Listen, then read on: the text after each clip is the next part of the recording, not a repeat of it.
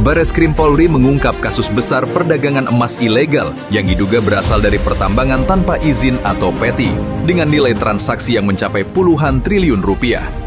Kasus ini terungkap setelah Pusat Pelaporan dan Analisis Transaksi Keuangan atau PPATK menemukan adanya transaksi mencurigakan dalam tata niaga emas di dalam negeri. Hasil penyidikan menunjukkan aktivitas perdagangan emas ilegal tersebut berlangsung dalam kurun waktu panjang sejak tahun 2019 hingga 2025 di sejumlah wilayah seperti Kalimantan Barat, Papua Barat, hingga daerah lainnya. Dari praktik ilegal tersebut, tercatat total transaksi mencapai sekitar 25,9 triliun rupiah. Dalam proses pengungkapan perkara ini, penyidik Direktorat Tindak Pidana Ekonomi Khusus Bareskrim Polri melakukan serangkaian penggeledahan di sejumlah lokasi di Jawa Timur. Dari hasil gelar perkara, penyidik menetapkan 3 orang sebagai tersangka. Polri menegaskan penindakan terhadap praktik pertambangan ilegal akan terus dilakukan, termasuk menelusuri aliran dana dan aset hasil kejahatan demi melindungi kekayaan negara serta menjaga kelestarian lingkungan. Pada hari ini penyidik di Direktorat Bareskrim Polri kembali melakukan penggeledahan, upaya penggeledahan di 3 lokasi yang merupakan perusahaan pemurnian dan jual beli emas di wilayah kota Surabaya maupun Kabupaten Sidoarjo, Provinsi Jawa Timur.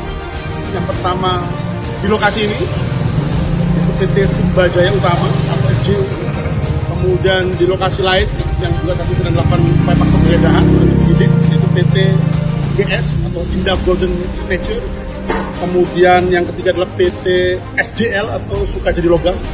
3 tersangka telah ditetapkan dalam perkara tersebut sebagai tersangka. Di antaranya adalah saudara TW, yang kedua adalah saudari DW, kemudian yang ketiga adalah saudara BSW. Dan tidak menutup kemungkinan terkait dengan keterlibatan pihak yang lainnya sedang kita dalami. Akumulasi transaksi jual beli emas yang diduga berasal dari pertambangan tanpa izin atau pertambangan ilegal selama kurun waktu 2019 hingga tahun 2025 itu mencapai 25,9 triliun rupiah. Turut disita juga emas dalam berbagai bentuk perhiasan dengan berat total 8,16 kg.